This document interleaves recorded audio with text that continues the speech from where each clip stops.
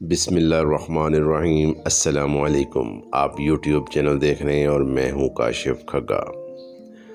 علامہ ابن ہجر رحمۃ اللہ علیہ نے اپنی کتاب الزواجر میں لکھا ہے کہ ایک شخص نے کہا کہ میں نے ایک شخص کو دیکھا جس کا ہاتھ کاندھے سے کٹا ہوا تھا اور وہ چیخ چیخ کر کہہ رہا تھا کہ مجھے دیکھ کر عبرت حاصل کرو، مجھے دیکھ کر عبرت حاصل کرو اور ہرگز کسی پر ظلم نہ کرو۔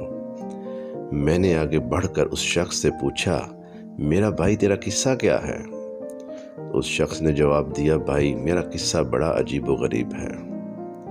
دراصل میں ظلم کرتا تھا۔ ایک دن کا ذکر ہے، میں نے ایک مچھیرے کو دیکھا جس نے کافی بڑی مچھلی پکڑی ہوئی تھی۔ مجھے وہ مچھلی پسند آ گئی۔ میں اس کے پاس پہنچا اور اسے کہا کہ یہ مچھلی مجھے دے دو۔ اس نے جواب دیا کہ یہ مچھلی میں تمہیں نہیں دوں گا، کیونکہ اسے میں نے فروخت کر کے اپنے بال بچوں کا پیٹ پالنا ہے۔ میں نے اس کو مارا اور پیٹا اور اس سے زبردستی سے مچھلی چھین لی اور اپنی راہ لی۔ جس وقت میں مچھلی کو اٹھائے جا رہا تھا، اچانک مچھلی نے میرے انگوٹھے میں زور سے کاٹ لیا۔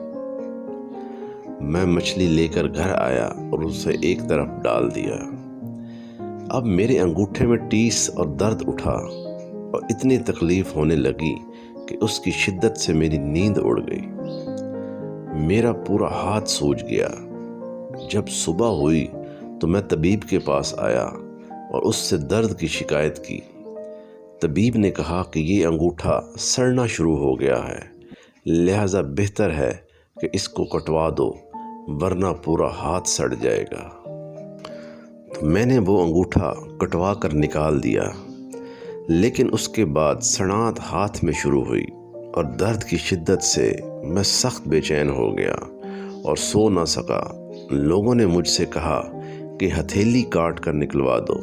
میں نے ایسا ہی کیا۔ اب درد بڑھ کر پونچھوں تک پہنچ گیا۔ میرا چین اور نیند سب اڑ گئی اور میں درد کی شدت سے رونے اور فریاد کرنے لگا۔ ایک شخص نے مشورہ دیا کہ کوہنی سے ہاتھ کو الگ کروا دو۔ میں نے ایسا ہی کیا، لیکن اب درد مونڈے تک جا پہنچا اور سڑانت وہاں تک پہنچ گئی۔ لوگوں نے کہا کہ اب تو پورا ہاتھ مونڈے سے کٹوا دو، ورنہ تکلیف پورے بدن میں پھیل جائے گی۔ اب لوگ مجھ سے پوچھنے لگے کہ آخر تیرے ساتھ ہوا کیا ہے، یہ مسئلہ تمہارا ختم کیوں نہیں ہو رہا؟ تو میں نے ان سے کہا کہ یہ ایک مچھلی کا قصہ ہے۔ انہوں نے کہا کہ کیا مچھلی کا قصہ ہے؟ میں نے ان سب کو وہ مچھلی والا قصہ سنایا تو انہوں نے کہا کہ تم ابتدا ہی میں مچھلی والے کے پاس جا کر اس سے معافی مانگتے، اسے کہہ سن کر راضی کر لیتے اور کسی صورت میں بھی مچھلی کو اپنے لیے حلال کر لیتے تو تمہارا آج ہاتھ نہ کاٹا جاتا۔ اس لیے اب بھی وقت ہے، چلے جاؤ اور اسے ڈھونڈو اور اسے خوش کرو، اس سے معافی مانگو، ورنہ یہ تکلیف تمہارے پورے بدن میں پھیل جائے گی۔ اس شخص نے کہا کہ میں نے یہ سنا تو فوراً میں مچھلی والے کو ڈھونڈنے لگا۔ پورا شہر میں نے مچھلی والوں کو ڈھونڈا۔ بڑی مشکل سے وہ مجھے ایک جگہ پر پایا گیا۔ میں جا کر اس کے پیروں پر گر گیا، انہیں چوم کر رو رو کر کہا کہ میرے آقا، تمہیں اللہ کا واسطہ ہے، مجھے معاف کر دو۔ اس نے کہا، میرے بھائی آپ کون ہیں؟ میں نے بتایا، میں وہی شخص ہوں جس نے تم سے مچھلی چھین لی تھی۔ پھر میں نے اسے اپنی کہانی بیان کی اور اپنا ہاتھ دکھایا۔ وہ دیکھ کر رو پڑا اور کہا، میرے بھائی، میں نے اس مچھلی کو تمہارے لیے حلال کیا کیونکہ تمہارا حشر میں نے دیکھ لیا ہے۔ میں نے اس سے کہا کہ میرے آقا، خدا کا واسطہ دے کر تم سے پوچھتا ہوں کہ جب میں نے تمہاری مچھلی چھینی تھی تو تم نے مجھے کوئی بد دعا دی تھی؟ تو اس شخص نے کہا کہ ہاں، میں نے اس وقت یہ بد دعا دی کہ اے اللہ، یہ اپنی قوت اور زور کے گھمنڈ پر مجھ پر غالب آیا اور تو نے جو رزق مجھے دیا اس نے مجھ سے چھین لیا اور مجھ پر ظلم کیا، اس لیے میرے سامنے اس پر زور کا کرشمہ دکھا۔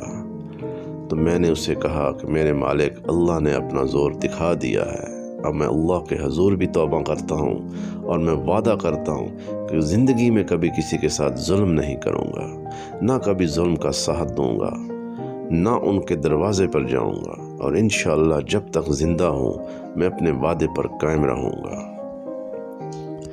میرے بھائیوں اور دوستو، ہمیں بھی اس چیز سے عبرت حاصل کرنی چاہیے اور کبھی کسی پر ظلم نہیں کرنا چاہیے۔